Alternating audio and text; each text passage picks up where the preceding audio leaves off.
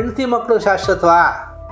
ಅವರು ಶಾಶ್ವತ ಅಲ್ಲ. ಮತ್ತು ಯಾವುದು ಶಾಶ್ವತ ಅಂದರೆ 8ನೇ ದಿವಸ ಪಿಂಡ ಪ್ರದಾನದಿಂದ ತೊಡೆ ಭಾಗ ಹಾಗೂ 9ನೇ ದಿವಸದಿಂದ ಮಂಡಿ ಮತ್ತು ಕಾಲುಗಳ ನಿರ್ಮಾಣವಾಗುತ್ತೆ. ಪುನಃ ಯಮಲೋಕದಿಂದ ಭೂಲೋಕಕ್ಕೆ ಬರೋ ಹಾಗೆ ಮಾಡ್ತಾರೆ. ಅವನ್ನೆಲ್ಲ ಬಂದ ನಂತರ ಜೀವಿ ಆ 2-3 ಗಳಿಗೆನಲ್ಲಿ ಮುಹೂರ್ತದಲ್ಲಿ ಆ ಶರೀರ ಇನ್ನೂ ಹಾಗೇ ಇರುತ್ತೆ. ಆ ಶರೀರವನ್ನು ಸೇರ್ಕೊಳ್ಳಿಕ್ಕೆ ಪುನಃ ಸೇರೋ ಪ್ರಯತ್ನ ಮಾಡ್ತಾ ಇರ್ತಾರೆ. ಆತನನ್ನು 2-3 ಮುಹೂರ್ತಗಳಲ್ಲಿ ಕರ್ಕೊಂಡು ಹೋಗ್ಬಿಡ್ತಾರೆ. ಯಮದೂತರು ಹೇಗಿರ್ತಾರೆ ಅಂದರೆ ನಗ್ನವಾಗಿರ್ತಾರೆ, ಹಲ್ಲುಗಳನ್ನು ಮಸೀತಾ ಇರ್ತಾರೆ. ಸಾವಿನ ಸಮಯದಲ್ಲಿ ಅವನಿಗೆ ಒಂದು ದಿವ್ಯ ದೃಷ್ಟಿ ಪ್ರಾಪ್ತಿಯಾಗುತ್ತೆ ಅಂತ ಹೇಳ್ತಾರೆ. ಈ ಪ್ರಾಣವಾಯು ಹೊರಗಡೆ ಬರೋವಾಗ ಕಣ್ಣುಗಳು ಕೆಳಗೆ ಮೇಲೆ ಆಗ್ತಾ ಇರುತ್ತೆ. ಮೃತ್ಯು ಅನ್ನೋದು ಹೇಗೆ ಇವನು ಸಮೀಪವಾಗಿ ಬರುತ್ತೆ ಅಂದರೆ ಈ ಕಾಳ ಸರ್ಪ ಬಂದಾಗ ಬರುತ್ತೆ. ಆ ವಿಚಾರವನ್ನು ಕೇಳಿದ್ರೆ ಸಾಕು ಜನಗಳು ಭಯಭೀತರಾಗ್ತಾರೆ ಅಂತ ಮಹಾವಿಷ್ಣು ಬರೀ ಪುಣ್ಯವನ್ನೇ ಮಾಡ್ತಾ ಇರ್ತಾರೆ. ಅಂಥವ್ರಿಗೆ ದೇವತಾ ಜನ್ಮ, ಪಾಪ ಪುಣ್ಯಗಳು ಎರಡೂ ಇರೋನು ಮನುಷ್ಯನಾಗಿ ಹುಟ್ಟುತ್ತಾನೆ. ಈಗ ಮನುಷ್ಯರು 100% ಪಾಪ ಮಾಡ್ತಾರೆ ಅಂತ ಹೇಳೋಕ್ಕಾಗಲ್ಲ. ಹೌದು, ಪೂರ್ತಿ ಪುಣ್ಯವನ್ನು ಮಾಡ್ತಾರೆ ಅಂತ ಹೇಳೋದಕ್ಕಾಗಿದೆ. ಅದು ಆ ಶರೀರ ಅನ್ನೋದು ಸಾಧಾರಣ ಕಣ್ಣುಗಳಿಗೆ ಕಾಣಿಸುವಂತಹದ್ದಲ್ಲ.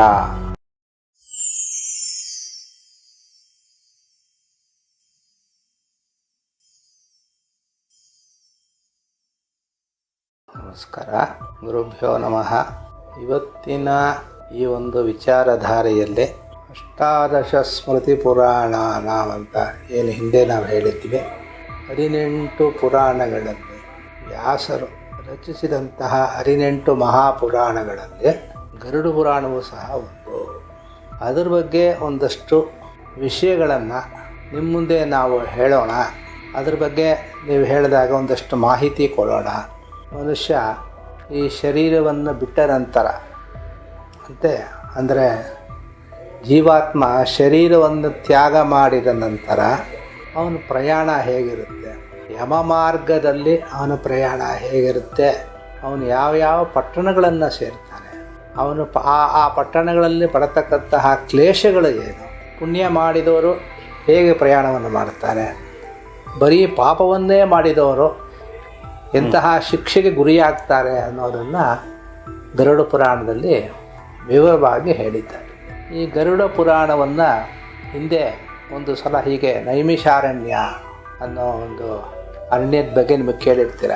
ನೈಮಿಷಾರಣ್ಯದಲ್ಲಿ ಒಂದು 1000 ವರ್ಷಗಳ ಕಾಲ ಒಂದು ಸತ್ರ ಅಂತ ನಡೆಯಿತು. ಸತ್ರ ಅಂದರೆ ಯಾಗ. ಆ ಯಾಗದಲ್ಲಿ ಸಾವಿರಾರು ಋಷಿಗಳು ಪಾಲ್ಗೊಂಡಿದ್ದರು. ಅವರನ್ನು ಶೌನಕಾರಿಗಳು ಅಂತ ಸಹ ನಾವು ಕರಿತೀವಿ. ಹೀಗೆ ಸತ್ರಯಾಗ ನಡೆಯುತ್ತಿದ್ದಾಗ ಒಂದು ದಿನ ಆ ಶೌನಕಾರಿಗಳು ತಮ್ಮ ಗುರುಗಳಾದ ಸೂತ ಮಹಾಮುನಿಗಳನ್ನು ಪ್ರಶ್ನೆ ಮಾಡಿದರು. ಗುರುಗಳೇ, ಇಷ್ಟು ವರ್ಷಗಳ ಕಾಲ ನಮಗೆ ನೀವು ಶುಭ ಕರ್ಮಗಳ ಬಗ್ಗೆ, ಸ್ವರ್ಗಲೋಕಗಳ ಬಗ್ಗೆ, ಸ್ವರ್ಗ ಪ್ರಾಪ್ತಿಯ ಬಗ್ಗೆ, ಇದ್ರ ಬಗ್ಗೆ ಎಲ್ಲ ನೀವು ನಮಗೆ ವಿಷಯಗಳನ್ನೆಲ್ಲ ತಿಳಿಸ್ಕೊಟ್ಟಿದ್ದೀರಾ. ನಮಗೆ ಈಗೆಲ್ಲರಿಗೂ ವ್ಯಕ್ತಿ ಮೃತನಾದ ನಂತರ ಆ ವ್ಯಕ್ತಿಯ ಜೀವಾತ್ಮದ ಬಗ್ಗೆ, ಯಮ ಮಾರ್ಗದ ಬಗ್ಗೆ ತಿಳಿಸ್ಕೊಡಿ ಅಂತ ಅವರು ಗುರುಗಳಾದ ಸೂತ ಮಹಾಮುನಿಗಳನ್ನು ಕೇಳಿಕೊಂಡಾಗ ಸೂತ ಮಹಾಮುನಿಗಳು ಆಗಲಿ, ಅದರ ಬಗ್ಗೆ ತಿಳಿಸ್ಕೊಳ್ಳೋಣ ಅಂಥೇಳಿ ಹಿಂದೆ ನಡೆದಂತಹ ಗರುಡ ಹಾಗೂ ಮಹಾವಿಷ್ಣುವಿನ ಸಂವಾದದ ರೂಪದಲ್ಲಿ ನಡೆದಂತಹ ಈ ಗರುಡ ಪುರಾಣದ ವಿಷಯವನ್ನು ಶೌನಕಾರ್ಯಗಳಿಗೆ ತಿಳಿಸ್ಕೊಡ್ತಾರೆ ಅನ್ನೋದೇ ಈ ಗರುಡ ಪುರಾಣದ ಒಂದು ವಿಚಾರ. ಇದನ್ನು ತುಂಬ ವಿವರವಾಗಿ ಹೇಳಬೇಕು ಅಂದರೆ ಈ ಗರುಡ ಪುರಾಣದಿಂದ ಮುಕ್ತಿ ಮಾರ್ಗ ಹೇಗೆ ಅನ್ನೋದು ಎಲ್ಲರಿಗೂ ತಿಳ್ಕೊಳ್ಳೋಕ್ಕೆ ಅನುಕೂಲವಾಗುತ್ತೆ. ಈ ಗರುಡ ಪುರಾಣದ ಶ್ರವಣದಿಂದ ಸಕಲ ಪಾಪಗಳಿಂದ ವಿಮೋಚನೆಯನ್ನು ಪಡೆಯಬಹುದು ಅಂತ ಸಹ ಹೇಳ್ತಾರೆ. ಹಾಗೆ ಅದರಿಂದ ಅಂತಃಕರಣ ಶುದ್ಧಿ ಅನ್ನೋದು ಸಹ ಪ್ರಾಪ್ತವಾಗುತ್ತೆ. ನಮಗೆ ಈ ಪಾರಮಾರ್ಥಿಕತೆ ಅವಶ್ಯಕತೆ ಏನು ಅನ್ನೋದನ್ನು ಸಹ ಅದರಿಂದ ತಿಳಿಸಿದ್ದಾರೆ.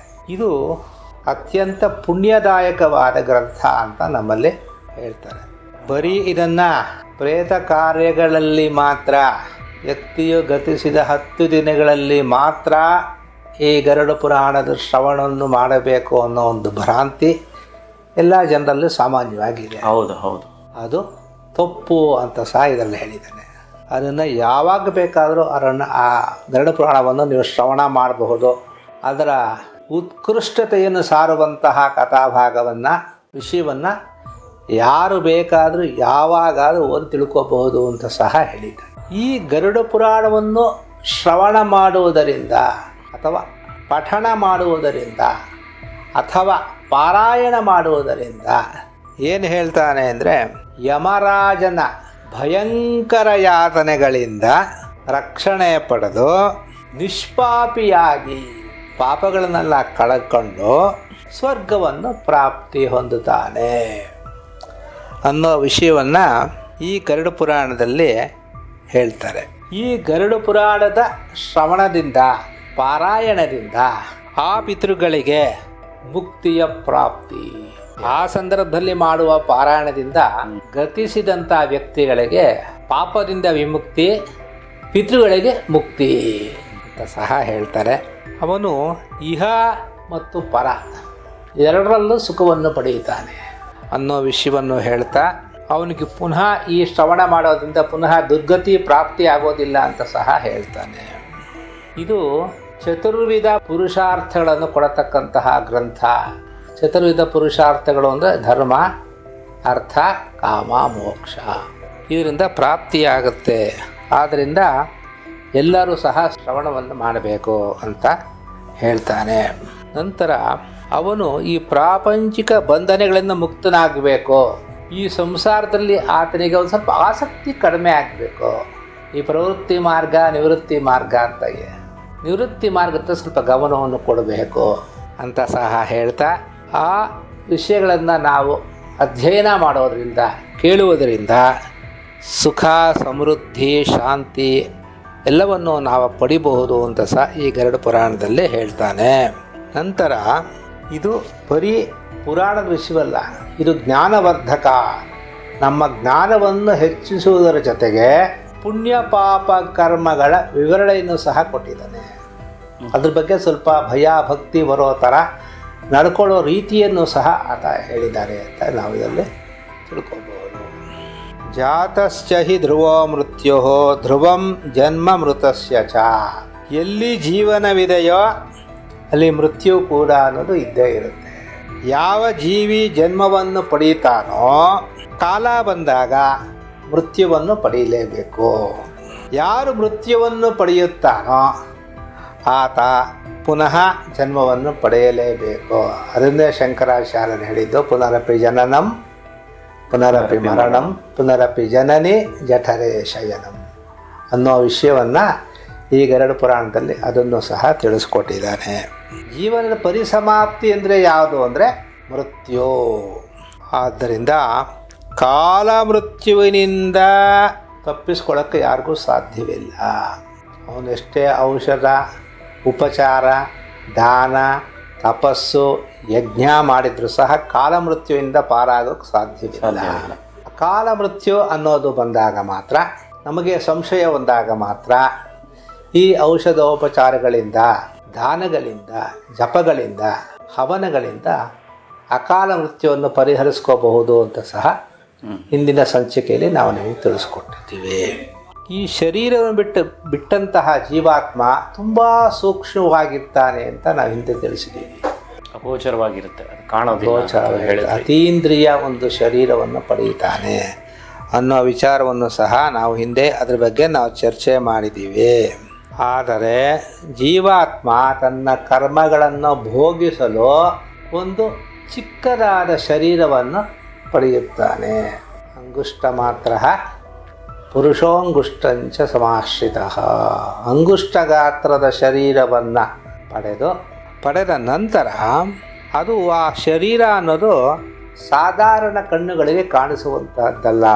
ಹಿಂದೆ ನಾವು ಅದ್ರ ಬಗ್ಗೆ ಹೇಳಿದ್ದೀವಿ.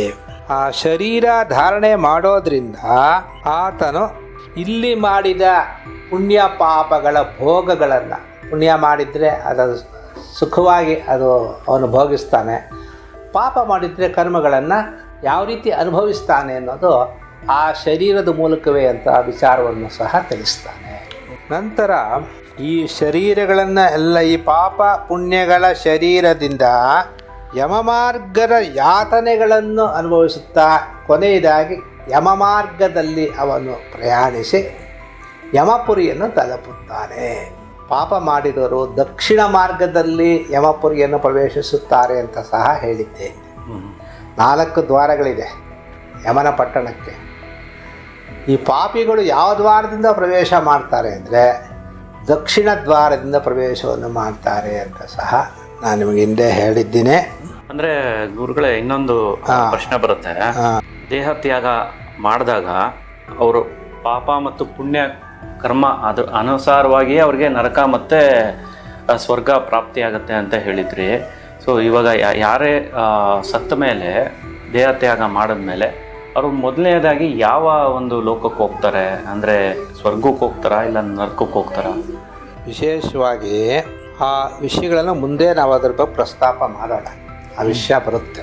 ಅವನು ಈ ವಿಷಯದಲ್ಲಿ ಏನಿಂದ ಹೇಳಿದಂದರೆ, ಪಾಪ ಪುಣ್ಯಗಳ ಮಿಶ್ರಣದಿಂದ, ಈಗ ಮನುಷ್ಯರು 100ಕ್ಕೆ 100ರಷ್ಟು ಪಾಪ ಮಾಡ್ತಾರೆ ಅಂತ ಹೇಳೋಕ್ಕಾಗಲ್ಲ. ಹೌದು. ಪೂರ್ತಿ ಪುಣ್ಯವನ್ನು ಮಾಡ್ತಾರೆ ಅಂತ ಹೇಳೋದಕ್ಕಾಗಲ್ಲ. ಪಾಪ ಪುಣ್ಯಗಳು ಎರಡೂ ಮಿಶ್ರಣವಿದ್ದಾಗ ಮನುಷ್ಯ ಜನ್ಮವನ್ನು ಪಡೀತಾನೆ. ಬರೀ ಪುಣ್ಯವನ್ನೇ ಮಾಡ್ತಾ ಇರ್ತಾರೆ. ಅವರು ಪಾಪಗಳಲ್ಲಿ ಅವರು ನಿರತರಾಗೋದೇ ಇಲ್ಲ. ಅಂಥ ಜನಗಳು ಸಹ ನಾವು ನೋಡಿದ್ದೀವಿ. ಅಂಥವರಿಗೆ ದೇವತಾ ಜನ್ಮ ಅಂದರೆ ಮನುಷ್ಯ ಜನ್ಮ ಸಿಗೋದಿಲ್ಲ ಅವ್ರಿಗೆ. ಮನುಷ್ಯ ಜನ್ಮಕ್ಕಿಂತ ಉತ್ತಮವಾದ ಜನ್ಮ ದೇವತಾ ಜನ್ಮ. ದೇವತೆಗಳಾಗಿರ್ತಾರೆ, ಇರ್ತಾರೆ. ಅವರೆಲ್ಲ ಯಾರು ಅಂದರೆ ಇಲ್ಲಿ ಪುಣ್ಯವನ್ನು ಮಾಡೋದು, ಬರೀ ಕೇವಲ ಪುಣ್ಯವನ್ನು ಆಚರಣೆ ಮಾಡತಕ್ಕಂತಹ ಮನುಷ್ಯ ಲೋಕಗಳಲ್ಲಿ ದೇವತೆಗಳಾಗಿರ್ತಾರೆ ಅಂತ. ಪಾಪ ಪುಣ್ಯಗಳು ಎರಡೂ ಇರೋನು ಮನುಷ್ಯನಾಗಿ ಹುಟ್ಟುತ್ತಾನೆ. ಪುಣ್ಯವನ್ನು ಹೋಗಿಸಿ ಪುಣ್ಯವನ್ನು ಕ್ಷೀಣವಾದ್ಮೇಲೆ ಪುನಃ ಭೂಲೋಕಕ್ಕೆ ಬರಲೇಬೇಕು. ನಾನು ಹಿಂದೆ ಹೇಳಿದ್ದೇನೆ, ಅವನ ಪಾಪಾದಿಗಳನ್ನು, ಕರ್ಮ ಸಂಬಂಧವಾದ ಶರೀರವನ್ನು ಪಡೆದು ಅದನ್ನು ಅವನು ಪಾಪವನ್ನು ಅನುಭವಿಸಲೇಬೇಕು. ಅದು ಸಹ ಇಲ್ಲಿ ಕರ್ಮ ಸಂಬಂಧವಾದ, ಶರೀರ ಸಂಬಂಧವಾದ ಆದಿ ವ್ಯಾಧಿಗಳು. ಆದಿ ಅಂದರೆ ಏನು? ಮಾನಸಿಕ ವ್ಯಾಧಿ. ವ್ಯಾಧಿ ಅಂದರೆ ಏನು? ಶಾರೀರಿಕ ವ್ಯಾಧಿ. ರೋಗಗಳಲ್ಲಿ ಮಾನಸಿಕವಾಗಿ ಎಷ್ಟೋ ರೋಗಗಳಿರುತ್ತೆ. ಹೌದು. ವ್ಯಾಧಿ ಶರೀರ ಸಂಬಂಧವಾದ ರೋಗಗಳು ಎಷ್ಟೋ ಇರುತ್ತೆ. ಆ ವ್ಯಾಧಿಗಳನ್ನು ಆತ ಇಲ್ಲಿ ಬಂದು ಈ ದೇಹವನ್ನು ಪಡೆದು ಅನುಭವಿಸಬೇಕು ಅಂತಿರುತ್ತೆ. ಆದ ಕಾರಣ ದೇವತಾ ಜನ್ಮವನ್ನು ಪಡೆದ್ರೆ ಆ ಜನ್ಮ ಇಲ್ಲ ಅವನಿಗೆ. ಪಾಪ ಪುಣ್ಯಗಳ ಮಿಶ್ರಣದಿಂದ ಮನುಷ್ಯನಾಗಿ ಹುಟ್ಟಿ ಈ ಆದಿ ವ್ಯಾಧಿಗಳನ್ನು ಆತ ಅನುಭವಿಸಬೇಕಾಗುತ್ತೆ. ಕೇವಲ ಪಾಪ ಕರ್ಮಗಳಿಂದ ಬರೀ ಪಾಪದಲ್ಲೇ ನಿರತರಾಗಿರ್ತಾರೆ ಎಷ್ಟೋ ಜನ. ಅವರಿಗೆ ಎಂಥ ಜನ್ಮ ಪ್ರಾಪ್ತಿಯಾಗುತ್ತೆ? ನಿಕೃಷ್ಟ ಯೋನಿಗಳಲ್ಲಿ, ಹಿಂದೆ ಹೇಳಿದ್ದೀನಲ್ಲ, ಕ್ರಿಮಿಕೀಟಗಳಾಗಿ, ಸ್ಥಾವರ ಜಂಗಮಗಳಾಗಿ ಅವರ ಜನ್ಮವನ್ನು ಪಡೆಯುತ್ತಾರೆ. ಅದ್ರ ಬಗ್ಗೆಯೂ ಸಹ ಗರುಡ ಪುರಾಣದಲ್ಲಿ ಉಲ್ಲೇಖ ಇದೆ. ತದನಂತರ ಇಲ್ಲಿ ಮಾಡತಕ್ಕಂತಹ ಕರ್ಮಗಳಲ್ಲಿ ಮೃತ್ಯುವಿನ ನಂತರ ಏನು ಮಾಡ್ತಾರೆ? ಅವ್ರದ್ದು ದೈಹಿಕ ಸಂಸ್ಕಾರ. ಅದರಲ್ಲಿ ಪಿಂಡ ಪ್ರದಾನ, ತರ್ಪಣ, ಶ್ರಾದ್ದ, ಏಕಾದಶಾಹ ಶ್ರಾದ್ದ, ಸಪಿಂಡೀಕರಣ ಶ್ರಾದ್ದ, ಇವುಗಳಿಂದ ಆತನ ಒಂದು ಔರ್ಧ್ವಿಕ ಕ್ರಿಯೆ ಅನ್ನೋದು ಮುಗಿದ್ರೂ ಸಹ ಆತನು ಅನುಭವಿಸಬೇಕಾದಂತಹ ನರಕಾರಿಕ ವಿವರಣೆಯನ್ನು ಸಹ. ಜೊತೆಗೆ ಈ ಗರುಡ ಪುರಾಣದಲ್ಲಿ ಭಗವಂತ ಮಹಾವಿಷ್ಣು ಗರುಡನ ಸಂವಾದದಲ್ಲಿ ಈ ಪಾಪಿ ಮನುಷ್ಯರಿಗೆ ಈ ಲೋಕದಲ್ಲೇ ಪರಲೋಕದಲ್ಲಿ ಪ್ರಾಪ್ತಿಯಾಗುವಂತಹ ದುರ್ಗತಿಯ ವರ್ಣೆಯನ್ನು ಸಹ ಕೊಟ್ಟಿದ್ದಾನೆ. ಯಾವ ರೀತಿ ದುರ್ಗತಿ ಪ್ರಾಪ್ತಿಯಾಗುತ್ತೆ ಅವನಿಗೆ ಅಂತ. ಐಹಿಕ, ಆಮುಷ್ಮಿಕ, ಪರ ಅಪರ, ಪರಾವಿದ್ಯೆ ಅಪರಾವಿದ್ಯೆ. ಇಹಲೋಕದಲ್ಲಿ ಅವನೇನು ಸುಖ ದುಃಖಗಳನ್ನು ಪಡಿಬೇಕೋ, ಪರಲೋಕದಲ್ಲಿ ಯಾವ ರೀತಿ ಅವನು ಪುಣ್ಯ ಮಾಡಿದರೆ ಪುಣ್ಯವನ್ನು ಅನುಭವಿಸಬೇಕು, ಪಾಪವನ್ನು ಮಾಡಿದರೆ ಪಾಪವನ್ನು ಅನುಭವಿಸಬೇಕು ಅನ್ನೋ ವಿಷಯಗಳನ್ನು ಸಹ ಗರುಡ ಪುರಾಣದಲ್ಲಿ ನಿಮಗೆ ಹೇಳಿದ್ದಾರೆ. ಹಿಂದೆ ಹೇಳಿದಾಗೆ ಗರುಡ ಹೋಗಿ ಮಹಾವಿಷ್ಣುವನ್ನ ವೈಕುಂಠದಲ್ಲಿ ನೋಡಿ ನಮಗೂ ಸಹ ಈ ಯಮಮಾರ್ಗದ ವಿವರಣೆಯನ್ನು ಕೊಡು ಅಂತ ಹೇಳಿದಾಗ ಗರುಡ ಪ್ರಶ್ನೆ ಮಾಡಿದಾಗ ಆ ವಿಚಾರವನ್ನು ಕೇಳಿದ್ರೆ ಸಾಕು ಜನಗಳು ಭಯಭೀತರಾಗ್ತಾರೆ ಅಂತ ಮಹಾವಿಷ್ಣು ಹೇಳ್ತಾರೆ. ಅಂಥ ಯಮಮಾರ್ಗದ ಬಗ್ಗೆ ವಿಷ್ಣು ಹೇಳ್ತಾ, ಯಾರು ಸದಾ ಪಾಪಗಳಲ್ಲೇ ನಿರತರಾಗಿರುತ್ತಾರೆಯೋ, ಯಾರಿಗೆ ದಯೆ ಅಂದರೆ ಗೊತ್ತಿಲ್ಲವೋ, ಯಾರಿಗೆ ಧರ್ಮ ಅಂದರೆ ಗೊತ್ತಿಲ್ಲವೋ, ಯಾರು ದುಷ್ಟ ಜನರ ಸಹವಾಸದಲ್ಲಿ ಇರ್ತಾರೋ, ಅವನಿಗೆ ಸತ್ಸಂಗ ಅಂದರೆ ಏನು ಅಂತಾನೆ ಗೊತ್ತಿರಲ್ವೋ, ತನ್ನನ್ನು ತಾನೇ ದೊಡ್ಡ ವ್ಯಕ್ತಿ ಅಂತ ತಿಳ್ಕೊಂಡಿರ್ತಾನೋ ಅನ್ನೋ ಅಹಂಭಾವ ಯಾರಿಗಿರುತ್ತೋ, ಆಮೇಲೆ ಅವನು ನನ್ನಲ್ಲಿ ಐಶ್ವರ್ಯ ಇದೆ ಅನ್ನೋ ಮದದಿಂದ ಯಾರು ಉನ್ಮತ್ತನಾಗಿರ್ತಾನೋ, ಇಂಥ ಅಸುರೀ ಶಕ್ತಿಗಳನ್ನು ಹೊಂದಿರುವಂತಹ ವ್ಯಕ್ತಿ ಅಪವಿತ್ರವಾದ ನರಕದಲ್ಲಿ ಬೀಳ್ತಾನೆ ಅಂತ ಮಹಾವಿಷ್ಣು ಗರುಡನಿಗೆ ಹೇಳ್ತಾನೆ. ಆದರೆ ಯಾರು ಜ್ಞಾನಶೀಲರಾಗಿರುತ್ತಾರೆಯೋ ಅವರು ಪರಮವಾದ ಒಂದು ಒಳ್ಳೆಯ ಗತಿಯನ್ನು ಪಡೆಯುತ್ತಾರೆ. ಪಾಪಿ ಮನುಷ್ಯರು ಯಮಯಾತನೆಯನ್ನು ಅನುಭವಿಸುತ್ತಾರೆ. ಆ ಯಮಯಾತನೆ ಯಾವ ರೀತಿ ಪ್ರಾಪ್ತಿಯಾಗುತ್ತೆ ಅಂತ ಹೇಳ್ತಾ, ಪೂರ್ವ ಜನ್ಮಾರ್ಜಿತ ಪುಣ್ಯ ಪಾಪಗಳ ಫಲವನ್ನು ಮೊದಲು ಭೋಗಿಸಿ ಕರ್ಮ ಸಂಬಂಧವಾದ ಜೀವಿಗೆ ಯಾವುದಾದ್ರೂ ಒಂದು ವ್ಯಾಧಿ ಉಂಟಾಗುತ್ತೆ. ಅವಾಗ ಹೇಳಿದ್ನಲ್ಲ, ಆದಿವ್ಯಾಧಿ, ಮಾನಸಿಕ ವ್ಯಾಧಿ, ಶಾರೀರಿಕ ವ್ಯಾಧಿಯನ್ನು ಅವನು ಅನುಭವಿಸ್ತಾನೆ. ಹೀಗೆ ವ್ಯಾಧಿಗಳನ್ನು ಅನುಭವಿಸ್ತಾ ಮೃತ್ಯು ಅನ್ನೋದು ಹೇಗೆ ಇವನು ಸಮೀಪವಾಗಿ ಬರುತ್ತೆ ಅಂದರೆ, ಈ ಕಾಳಸರ್ಪ ಬಂದಾಗ ಬರುತ್ತೆ. ಅವನಿಗೆ ಗೊತ್ತಿಲ್ಲದೆ ಇರೋ ಹಾಗೆ ಅವನನ್ನು ಆವರಿಸಿ ಅವನನ್ನು ಮೃತ್ಯುವಶನಾಗಿ ಮಾಡುತ್ತೆ. ಆ ಸಮಯದಲ್ಲೂ ಸಹ, ಮೃತ್ಯು ಬರೋ ಸಮಯದಲ್ಲೂ ಸಹ ಇವನಿಗೇನು ವೈರಾಗ್ಯ ಅನ್ನೋದು ಪ್ರಾಪ್ತಿಯಾಗೋದು ಕಷ್ಟ. ಯಾರು ಇವನು ಲಾಲನೆ ಪೋಷಣೆ ಮಾಡಿರ್ತಾನೋ, ಮಕ್ಕಳನ್ನ ಬೆಳೆಸಿ ಆಡಿಸಿ ಓದಿಸಿ ಪೋಷಣೆ ಮಾಡಿರ್ತಾನೋ ಅವರೇ ಇವನಿಗೇನು ಬೆಲೆ ಕೊಡೋದಿಲ್ಲ. ಮೃತ್ಯು ಸನ್ನಿಹಿತನಾದಾಗ ಅವಮಾನಪೂರ್ವಕವಾಗಿ ಅಯ್ಯೋ ತಗೋ ತಿನ್ನೋ ಕುಡಿ ಮಾಡು ಅನ್ನೋ ಒಂದು ದೃಷ್ಟಿಯಿಂದ ಅವನನ್ನು ಆ ಮೃತ್ಯು ಸನ್ನಿಹಿತ ವ್ಯಕ್ತಿಯನ್ನು ನೋಡ್ತಾರೆ ಅಂತ ಸಹ ಹೇಳ್ತಾರೆ. ಅವರು ಕೊಟ್ಟಂತಹ ಆಹಾರವನ್ನು ಶ್ವಾನದಂತೆ ಸೇವಿಸುತ್ತಾ, ಹೇಗೆ ಈ ನಾಯಿಗಳು ಆಹಾರವನ್ನು ತಿಂದು ಆ ರೀತಿ ಸೇವಿಸ್ತಾ ಈ ಉಳಿದ ಆಯುಷ್ಯವನ್ನು ಕಳೀತಾನೆ ಅಂತ ಹೇಳ್ತಾನೆ. ಆತ ರೋಗಿಯಾಗಿರ್ತಾನೆ. ಆ ಸಂದರ್ಭದಲ್ಲಿ ಅಜೀರ್ಣದಿಂದ ಪೀಡಿತನಾಗಿರ್ತಾನೆ. ಆಹಾರ ಅಷ್ಟು ಸೇರೋದಿಲ್ಲ. ಅವನ ದೈಹಿಕ ಚಟುವಟಿಕೆಗಳೆಲ್ಲ ಕಡಿಮೆ ಆಗುತ್ತೆ. ಈ ಪ್ರಾಣವಾಯು ಹೊರಗಡೆ ಬರೋವಾಗ ಕಣ್ಣುಗಳು ಕೆಳಗೆ ಮೇಲೆ ಆಗ್ತಾ ಇರುತ್ತೆ. ಈ ನಾಡಿಗಳೇನಾಗುತ್ತೆ ಅಂದರೆ ಕಫ ತುಂಬಿಕೊಂಡು ಸ್ಥಗಿತವಾಗಿರುತ್ತೆ ಅಂತ ಹೇಳ್ತಾನೆ. ಕೆಮ್ಮು ಅವನನ್ನು ಪೀಡಿಸ್ತಾ ಇರುತ್ತೆ, ಕೆಮ್ತಾ ಇರ್ತಾನೆ. ಉಸಿರು ಎಳೆದುಕೊಳ್ಳಲು ತುಂಬ ಪ್ರಯತ್ನ ಮಾಡ್ತಾನೆ. ಕಂಠದಿಂದ ಅಂದರೆ ಥರ ಶಬ್ದ ಬರ್ತಾ ಇರುತ್ತೆ. ಹೀಗೆ ಕಾಲಪಾಶಕ್ಕೆ ಅವನು ವಶನಾಗ್ತಾನೆ ಅಂತ ಹೇಳ್ತಾರೆ. ಈ ಅಂತಿಮ ಕ್ಷಣದಲ್ಲಿ, ಸಾವಿನ ಸಮಯದಲ್ಲಿ ಅವನಿಗೆ ಒಂದು ದಿವ್ಯ ದೃಷ್ಟಿ ಪ್ರಾಪ್ತಿಯಾಗುತ್ತೆ ಅಂತ ಹೇಳ್ತಾರೆ. ಅದರ ಫಲವಾಗಿ ಪರಲೋಕವನ್ನು ಈ ಲೋಕವನ್ನು ಒಟ್ಟಿಗೆ ನೋಡ್ತಾ ಇರ್ತಾನೆ. ಆದರೆ ಏನನ್ನು ಹೇಳೋಕ್ಕಾಗ್ತಾ ಇಲ್ಲ ಅವನ ಕೈನಲ್ಲಿ. ಯಮದೂತರು ಆ ಸಮಯದಲ್ಲಿ ಇವನ ಹತ್ರ ಬರ್ತಾರೆ. ಅವರು ನೋಡಿದ ತಕ್ಷಣವೇ ಇವನ ಇಂದ್ರಿಯಗಳಲ್ಲಿರೋ ಶಕ್ತಿ ಎಲ್ಲ ಒಳಗೋಗುತ್ತೆ. ಅವನಿರೋ ಚೈತನ್ಯ ಸಹ ಹೊರಟೋಗುತ್ತೆ. ಒಂದೊಂದು ಕ್ಷಣವೂ ಸಹ ಒಂದೊಂದು ಯುಗದ ಥರ ಅವನಿಗೆ ಭಾಸವಾಗ್ತಾ ಇರುತ್ತೆ ಅಂತ ಹೇಳ್ತಾನೆ. ಆ ಪ್ರಾಣ ವಿಯೋಗದ ಕಾಲದಲ್ಲಿ 100 ಚೇಳುಗಳು ಕಚ್ಚಿದ್ರೆ ಎಷ್ಟು ನೋವಾಗುತ್ತೋ ಅಷ್ಟು ನೋವನ್ನು ಆತ ಅನುಭವಿಸ್ತಾನೆ. ಅವನು ಬಾಯಿನಲ್ಲಿ ಲಾಲಾಜಲ ತುಂಬೋಗಿರುತ್ತೆ, ನೊರೆ ಥರ ಬರ್ತಾ ಇರುತ್ತೆ. ಕೆಲವರು ನೋಡಿರ್ಬೋದು. ಹೌದು. ಅಂಥ ಪಾಪಿ ಜನರ ಆ ಪ್ರಾಣವಾಯು ಅನ್ನೋದು ಅಧೋ ಮಾರ್ಗದಲ್ಲಿ ಹೋಗುತ್ತೆ. ಆ ಹೋಗೋ ಸಮಯದಲ್ಲಿ ಯಮದೂತರ ದರ್ಶನವಾಗುತ್ತೆ ಅಂತ ಹೇಳ್ತಾರೆ. ಆ ಯಮದೂತರು ಹೇಗಿರ್ತಾರೆ ಅಂದರೆ ನಗ್ನವಾಗಿರ್ತಾರೆ, ಹಲ್ಲುಗಳನ್ನು ಮಸೀತಾ ಇರ್ತಾರಂತೆ.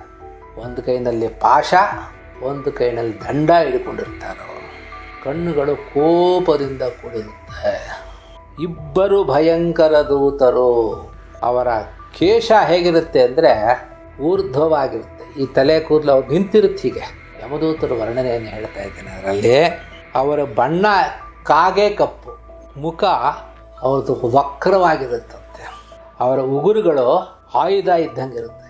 ಅವರನ್ನು ನೋಡಿದ ಈ ಜೀವಿ ಭಯಭೀತನಾಗಿ ಮಲಮೂತ್ರಗಳನ್ನು ವಿಸರ್ಜನೆ ಮಾಡ್ತಾನೆ.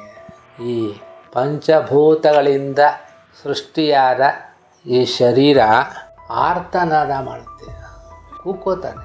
ಆ ಯಮದೂತರು ಇವನ್ನ ಪಾಶದಿಂದ ಬಂಧಿಸ್ತಾರೆ. ಅವನು ಆ ಯಮದೂತರಿಂದ ಯಾತನಾ ದೇಹವನ್ನು ಪಡೆದು ಅವನನ್ನು ರಾಜಭಟರು ಕೈದಿಗಳನ್ನು ಎಳ್ಕೊಂಡು ಹೋದಂಗೆ ಅವನನ್ನು ಎಳ್ಕೊಂಡು ಹೋಗ್ತಾರೆ. ಅವಾಗ ಯಮ ಮಾರ್ಗದಲ್ಲಿ ಹಾಹಾಕಾರ ಮಾಡ್ತಾ ಇರ್ತಾನೆ ಇವನು, ಈ ಜೀವಿ. ಅವರು ಇವನನ್ನು ಸುಮ್ಮನೆ ಕರ್ಕೊಂಡು ಹೋಗಲ್ಲ, ಹೊಡಿತಾ ಅವನನ್ನು ಕರ್ಕೊಂಡು ಹೋಗ್ತಾರೆ. ಮಾರ್ಗದಲ್ಲಿ ಅವನನ್ನು ನಾಯಿಗಳು ಕಚ್ಚುತ್ತಾ ಇರುತ್ತಂತೆ. ಅವನು ತಾನು ಮಾಡಿರುವಂಥ ಪಾಪಗಳನ್ನೆಲ್ಲ ನೆನೆಸ್ಕೊಳ್ತಾ ಹಸಿವೆಯಿಂದ, ಹಸಿವು ಅಂದರೆ ಹಸು, ಹಂಗೆ ದಾಹ, ಬಾಯಾರಿಕೆ, ಬಿಸಿ ಗಾಳಿ, ಜೊತೆಗೆ ಬೆಂದ ಮೇಲೆ ಯಮದೂತರ ಚಾಟಿ ಏಟು. ನಡ್ಕೊಂಡು ಹೋಗೋಣ ಅಂದರೆ ಆ ನಡೆಯೋ ದಾರಿಲ್ಲ ಮರಳು ಬಿಸಿಯಿಂದ ಕುದೀತಾ ಇರುತ್ತಂತೆ ಮರಳು. ಹೀಗೆ ವಿಶ್ರಾಂತಿನೇ ಇಲ್ಲ ಅವನ ಪ್ರಯಾಣದಲ್ಲಿ. ಕುಡಿಯೋಕ್ಕೆ ನೀರೂ ಇಲ್ಲ ಅವನಿಗೆ. ಅಷ್ಟು ದಾಹದಿಂದ ಕೂಡಿದ್ರು ಸಹ ಕುಡಿಯೋಕ್ಕೆ ನೀರೂ ಕೊಡಲ್ಲ. ಮಧ್ಯೆ ಮಧ್ಯೆ ಬೀಳ್ತಾ ಮೂರ್ಛೆ ಹೋಗ್ತಾ ಅಂಧಕಾರಯುಕ್ತ ಕತ್ತಲಿನಿಂದ ತುಂಬಿರುವಂತಹ ಯಮಲೋಕಕ್ಕೆ ಅವನನ್ನು ಕರ್ಕೊಂಡು ಹೋಗ್ತಾರೆ. ಆತನನ್ನು 2-3 ಮುಹೂರ್ತಗಳಲ್ಲಿ ಕರ್ಕೊಂಡು ಹೋಗ್ತಾರಂತೆ ಅವನ್ನ. ಮುಹೂರ್ತ ಅಂತ ನಾನು ಹಿಂದೆ ಹೇಳಿದ್ದೆ, 48 ನಿಮಿಷ ಒಂದು ಮುಹೂರ್ತ, ಅಥವಾ ಗಳಿಗೆ ಅಂತ ತಗೊಂಡ್ರು 24 ನಿಮಿಷ. ಕರ್ಕೊಂಡೋಗಿ ಆ 2-3 ಮುಹೂರ್ತಗಳಲ್ಲೇ ಆತನಿಗೆ ನರಕಯಾತ್ರೆಗಳನ್ನು ಕೊಡ್ತಾರೆ. ಆ ವ್ಯಕ್ತಿಗೆ, ಆ ಜೀವಿಗೆ ಎಲ್ಲ ನರಕಗಳನ್ನು ತೋರಿಸಿ ಪುನಃ ಯಮಲೋಕದಿಂದ ಭೂಲೋಕಕ್ಕೆ ಬರೋ ಹಾಗೆ ಮಾಡ್ತಾರೆ. ಬಂದ ನಂತರ ಆ ಜೀವಿ ಆ 2-3 ಗಳಿಗೆನಲ್ಲಿ ಮುಹೂರ್ತದಲ್ಲಿ ಆ ಶರೀರ ಇನ್ನೂ ಹಾಗೇ ಇರುತ್ತೆ. ಆ ಶರೀರವನ್ನು ಸೇರ್ಕೊಳ್ಳಿಕ್ಕೆ ಪುನಃ ಸೇರೋ ಪ್ರಯತ್ನ ಮಾಡ್ತಾ ಇರ್ತಾರೆ. ಆದರೆ ಯಮದೂತರು ಅವನ ಪಾಶದಿಂದ ಬಂಧಿಸಿರೋದ್ರಿಂದ ಅವನಿಗೆ ಪುನಃ ಆ ಬಿಟ್ಟ ಶರೀರವನ್ನು ಪುನಃ ಪ್ರವೇಶ ಮಾಡೋಕ್ಕೆ ಅವನಿಗೆ ಅಷ್ಟೇ ಪ್ರಯತ್ನ ಪಟ್ಟರು ಆಗ್ತಾ ಇರಲಿಲ್ಲ. ಆ ಸಮಯದಲ್ಲಿ ದಹನವಾದ ಮೇಲೆ ಒಂದಷ್ಟು ಪಿಂಡ ಪ್ರದಾನಗಳೆಲ್ಲ ಹೇಳಿದ್ದಾರೆ. ಕೆಲವೊಂದು ದಾನಗಳನ್ನು ಸಹ ಆ ಸಂದರ್ಭದಲ್ಲಿ ಪುತ್ರನಾದವನ್ನು ಮಾಡಬೇಕು ಅಂತ ಹೇಳಿರೋದ್ರಿಂದ ಅಲ್ಲೂ ಕೊಡುವ ಪಿಂಡ ಪ್ರದಾನಾದಿಗಳು ದಾನಗಳು ಸಹ ಅದರಿಂದ ಅವನು ತೃಪ್ತಿ ಆಗೋದಿಲ್ಲ. ಆದ್ದರಿಂದ ಅವನು ಪುನಃ ವ್ಯಾಕುಲನಾಗಿ ಮುಂದೆ ಯಮಮಾರ್ಗದಲ್ಲಿ ಹೋಗ್ತಾ ಇರ್ತಾನೆ, ಪುನಃ ವಾಪಸ್ ಹೋಗ್ತಾ ಇರ್ತಾನೆ. ಹೀಗೆ ಪಿಂಡ ಪ್ರದಾನವನ್ನು ಮಾಡಿ ದಾನಾದಿಗಳನ್ನು ಕೊಟ್ಟರೂ ಸಹ ಅವನಿಗೆ ಯಮಮಾರ್ಗ ಅನ್ನೋದು ತಪ್ಪಿದ್ದಲ್ಲ. ಅವನಿಗೆ ಕರ್ಮವೇ ಮಾಡಲಿಲ್ಲ, ಪಿಂಡ ಪ್ರದಾನವೇ ಮಾಡಲಿಲ್ಲ, ದಾನಾದಿಗಳನ್ನೇ ಮಾಡಲಿಲ್ಲ ಅಂದರೆ ಆ ಕರ್ಮ ಕಳೆಯೋವರೆಗೂ, ಆ ಪಾಪ ಕಳೆಯೋವರೆಗೂ ಅವನು ಹಾಗೇ ಯಾವುದೋ ಒಂದು ಕಲ್ಪ ಪರ್ಯಂತ ಯಾರು ಇಲ್ಲದೆ ಇರುವಂತಹ ಯಾವುದೋ ಒಂದು ಕಾಡಿನಲ್ಲಿ ಆ ಪ್ರೇತ ಅಲ್ಕೊಂಡಿರುತ್ತೆ. ಹೀಗೆ ಕರ್ಮ ಫಲಗಳನ್ನು ಭೋಗಿಸುವವರೆಗೂ ಆ ಪಾಪಿಗೆ ಮನುಷ್ಯ ಶರೀರ ಪ್ರಾಪ್ತಿಯಾಗೋದಿಲ್ಲ. ಆದ್ದರಿಂದ ಪುತ್ರನಾದವನು ಪ್ರತಿನಿತ್ಯ ಪಿಂಡ ಪ್ರದಾನಗಳನ್ನು ಮಾಡಬೇಕು. ಆ ಪಿಂಡದ ಪೂರ್ತಿ ಪಿಂಡ ಇವನಿಗೆ ಸೇರೋದಿಲ್ಲ. 1-2 ಭಾಗ ಆ ಪ್ರೇತ ಶರೀರ ನಿರ್ಮಾಣಕ್ಕೆ ಹೊರಟೋಗುತ್ತೆ. ಒಂದು ಭಾಗವನ್ನು ಯಮದೂತರಿಗೆ ಸೇರಿಕೊಳ್ಳುತ್ತೆ, ಇನ್ನೊಂದು ಭಾಗ ಮಾತ್ರ ಇವನಿಗೆ ಸೇರುತ್ತೆ. ಹೀಗೆ 9 ರಾತ್ರಿಗಳು ಕಳೆದ ಮೇಲೆ ಅವನಿಗೆ ಒಂದು ಪ್ರೇತದ ಶರೀರ ಒಂದು ಸೃಷ್ಟಿಯಾಗುತ್ತೆ. ಇಷ್ಟು ದಿನ ಆ ಶರೀರ ಗೋಚರವಾಗಿರೋಂತಹ ಶರೀರ ವಾಯು ರೂಪದಲ್ಲಿರುತ್ತೆ ಅಂತ ಹೇಳ್ತಾನೆ. ಇದು ಎಷ್ಟು ದಿನಗಳ ಮೇಲೆ ಇದು ಆ ಒಂದು ಅಂಗುಷ್ಟ ಇದು ಅವ್ರಿಗೆ ಗಾತ್ರದ ಶರೀರ ವಾಯು ರೂಪದಲ್ಲಿ ಅವನಿಗೆ ಸೃಷ್ಟಿಯಾಗಿ ಯಾತನಾ ಶರೀರ ಅನ್ನೋದು ಸೃಷ್ಟಿಯಾಗಿರುತ್ತೆ ಅವನಿಗೆ. ಆ ಯಾತನಾ ಶರೀರದ ವಿಶೇಷತೆ ಏನು ಅಂದರೆ, ಎಷ್ಟೇ ಶಿಕ್ಷೆ ಕೊಟ್ಟರು ಯಮದೂತರು ಯಮಮಾರ್ಗದಲ್ಲಿ ಅವನ್ನ 2 ಭಾಗ ತುಂಡರಿಸಿದ್ರೂ ಸಹ ಪ್ರಾಣ ಹೋಗೋದಿಲ್ಲ. ಏನೇ ಶಿಕ್ಷೆ ಕೊಟ್ಟರು ಸಹ ಪ್ರಾಣ ಹಾಗೇ ಇರುತ್ತೆ, ಶರೀರ ಮಾತ್ರ ಯಾತನೆಯನ್ನು ಅನುಭವಿಸ್ತಾ ಇರ್ತಾರೆ. ಅದಕ್ಕೆ ಯಾತನಾ ಶರೀರ. ಈ ಶರೀರ ನಿರ್ಮಾಣವಾದ ಮೇಲೆ 10ನೇ ದಿವಸ ಅದಕ್ಕೆ ಪೂರ್ಣ ಪ್ರಮಾಣವಾದ ಒಂದು ಶರೀರ ಸೃಷ್ಟಿಯಾಗಿ ಪಿಂಡ ಪ್ರದಾನದಿಂದ ಅದಕ್ಕೊಂದು ವೀರ್ಯ ಅವಯವ ನಿಷ್ಪತ್ತ್ಯರ್ಥಂ ಅಂಥೇಳಿ ಅದಕ್ಕೊಂದು ಆ ಪ್ರೇತ ಶರೀರಕ್ಕೆ ಒಂದು ಶಕ್ತಿ ಪ್ರಾಪ್ತಿಯಾಗುತ್ತೆ ಅಂತ ಹೇಳ್ತಾರೆ. ಆ ತದನಂತರ 10 ದಿವಸಗಳ ನಂತರ ಇಷ್ಟು ಗಾತ್ರದ ಅಂಗುಷ್ಟ ಮಾತ್ರ ಶರೀರ ಹೋಗಿ ಅವನಿಗೆ 1 ಮೊಳ ಗಾತ್ರದ ಒಂದು ಶರೀರ ಪ್ರಾಪ್ತಿಯಾಗುತ್ತೆ ಅಂತ ಹೇಳ್ತಾರೆ 10 ದಿನಗಳ ನಂತರ. ಆ ಶರೀರವನ್ನು ಜೀವಿಯು ದಾರಿಯಲ್ಲಿ ಶುಭ ಮತ್ತು ಅಶುಭ ಕರ್ಮಗಳ ಫಲವನ್ನು ಈ ಶರೀರದ ಮೂಲಕ ಭೋಗಿಸ್ತಾನೆ ಅಂತ ಸಹ ಹೇಳ್ತಾರೆ. 1ನೇ ದಿವಸ ಪಿಂಡ ಪ್ರದಾನವನ್ನು ಮಾಡೋದರಿಂದ ಆ ಒಂದು ವಾಯು ರೂಪದಲ್ಲಿರತಕ್ಕಂತಹ ಒಂದು ಶರೀರಕ್ಕೆ ಶಿರ ನಿರ್ಮಾಣವಾಗುತ್ತೆ, ತಲೆ ಉತ್ಪತ್ತಿಯಾಗುತ್ತೆ, ತಲೆಯ ಭಾಗ. 2ನೇ ದಿವಸ ಕತ್ತು ಮತ್ತು ಹೆಗಲು ಸೃಷ್ಟಿಯಾಗುತ್ತೆ. 3ನೇ ದಿವಸ ಮಾಡತಕ್ಕಂತಹ ಪಿಂಡ ಪ್ರದಾನದಿಂದ ಹೃದಯದ ಭಾಗ ನಿರ್ಮಾಣವಾಗುತ್ತೆ. 4ನೇ ದಿವಸ ಮಾಡೋದ್ರಿಂದ ಪಿಂಡ ಪ್ರದಾನದಿಂದ ಬೆನ್ನಿನ ಭಾಗ ಸೃಷ್ಟಿಯಾಗುತ್ತೆ. 5ನೇ ದಿನ ನಾಭಿ 6ರಿಂದ ಮತ್ತು 7ರಿಂದ ಸೊಂಟ ಹಾಗೂ ಗುಹ್ಯಾಂಗಗಳು ಉತ್ಪತ್ತಿಯಾಗುತ್ತೆ. 8ನೇ ದಿವಸ ಪಿಂಡ ಪ್ರದಾನದಿಂದ ತೊಡೆ ಭಾಗ ಹಾಗೂ 9ನೇ ದಿವಸದಿಂದ ಮಂಡಿ ಮತ್ತು ಕಾಲುಗಳ ನಿರ್ಮಾಣವಾಗುತ್ತೆ. ಈ ಪ್ರಕಾರ 9 ಪಿಂಡಗಳಿಂದ ಆ ಶರೀರವನ್ನು ಪ್ರಾಪ್ತಿ ಹೊಂದಿ 10ನೇ ದಿವಸದ ಪಿಂಡ ಪ್ರದಾನದಿಂದ ಆ ಶರೀರ ಪೂರ್ಣವಾಗಿ ಸೃಷ್ಟಿಯಾಗಿ ಆ ಶರೀರಕ್ಕೆ ಹಸಿವು ಬಾಯಾರಿಕೆ ಶುರುವಾಗುತ್ತೆ. 11, 12ನೇ ದಿವಸ ಅವನು ನೀವು ಕೊಟ್ಟಂತಹ ಅನ್ನಾದಿಗಳನ್ನು ಭೋಜನಗಳನ್ನು ಸ್ವೀಕರಿಸುವಂಥ ಶಕ್ತಿ ಇರುತ್ತೆ. ಅದಕ್ಕೋಸ್ಕರ 11ನೇ ದಿವಸ ಏಕಾದಶ ಶ್ರಾದ್ದ ಅಂತ ಮಾಡ್ತಾರೆ. 12ನೇ ದಿವಸ ಸಪಿಂಡೀಕರಣ ಶ್ರಾದ್ದವನ್ನು ಮಾಡಿ ಆ ಪ್ರೇತಕ್ಕೆ ಭೋಜನವನ್ನು ಸಹ ಆ ಸ್ಥಾನದಲ್ಲಿ ಕೂಡಿಸಿ ವ್ಯವಸ್ಥೆ ಮಾಡ್ತಾರೆ. ಹೀಗೆ ಆ ಜೀವಿ ಏಕಾಂಗಿಯಾಗಿ ಪುನಃ ಯಮ ಮಾರ್ಗದಲ್ಲಿ ಹೋಗ್ತಾನೆ. ಅಂದರೆ ಯಮದೂತರು ಅಲ್ಲಿ ಇರೋದಿಲ್ಲ. ಇಲ್ಲ ಅವನೊಬ್ಬ ಏಕಾಂಗಿ, ಅವನ ಜೊತೆ ಯಾರು ಇರೋದಿಲ್ಲ.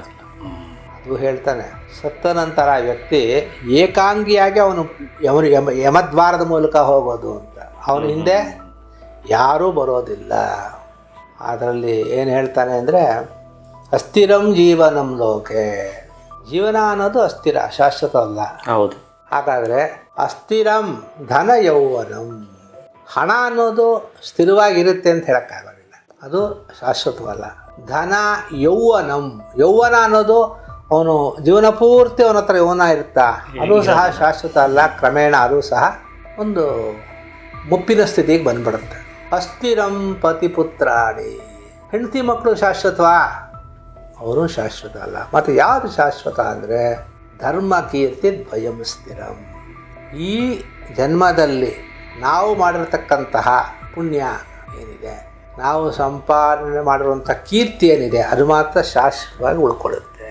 ಅದಕ್ಕೋಸ್ಕರ ಅವನು ಆ ಧರ್ಮವನ್ನು ಮಾಡಿರುವಂತಹ ಧರ್ಮವನ್ನು ಅನುಸರಿಸಿ ಅವನು ಏಕಾಂಗಿಯಾಗಿ ಪ್ರಯಾಣವನ್ನು ಮಾಡ್ತಾನೆ. ಅವನ ಜೊತೆ ಬೇರೆ ಯಾರೂ ಬರೋದಿಲ್ಲ.